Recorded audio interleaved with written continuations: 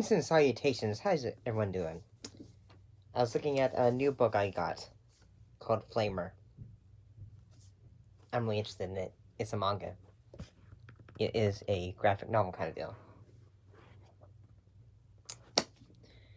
So, looking at 2 episodes of Sliders, in this case, Profits and Loss and Ground. Let's look at Profits and Loss first.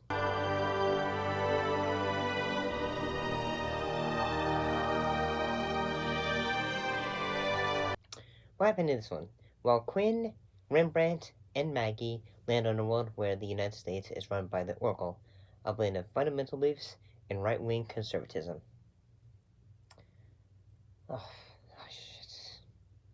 That wouldn't go well. So, I find it kind of crazy because the day before I watched it, the Mormon faith ended up visiting, and they just said, have you let Jesus into your life? Oh, hello! Hello! I'll just leave it here. It has a lot of information you can really use. Hello. Hi! I gotta say, for an episode that has to do with religion, I thought this one was pretty good.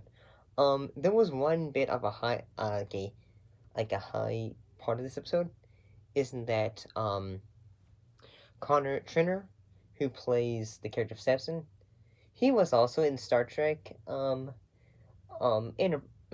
Enterprise, yeah. The guy who played, Tucker. Yeah, I remember him. He was a cool character. It was pretty cool to see him again in another, thing.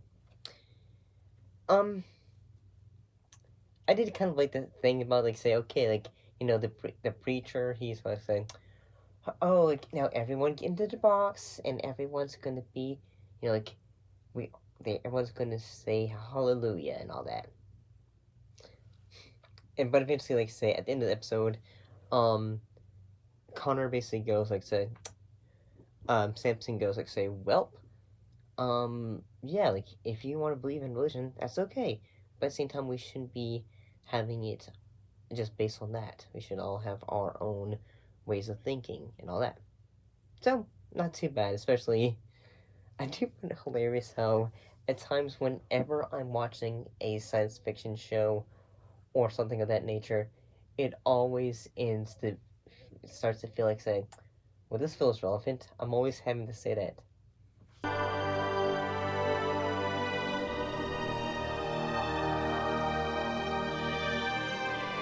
In the episode Common Ground, well, the Sliders slide into a Cro-Mag weapons testing area, and Maggie saves life of the Cro-Mag commander. While Maggie tries to get the tower back from him, Quinn and Rembrandt discover a weapon designed to eradicate humans. And at the same time, Rembrandt ends up becoming friends with a young woman, basically in this world, say, okay, there's different phases of folks who have gone through a illness and all that. And the makeup for this episode is not bad. It's really good. I'm gonna say the one thing that, yes, I really liked the previous episode with the character of Maggie. And I think the actress who plays her does a pretty good job here as well. I guess and say that I feel like for this episode, and the fact, they had, the, creature race that was previously, returns the Cro-Mags, it does make me feel say, okay, I don't know, I feel say, it's just say, I think it's, after 4 seasons of the show, I feel say, okay, this is getting tiring. I guess because, say, the show is basically say, okay, we're going to a different world and all that.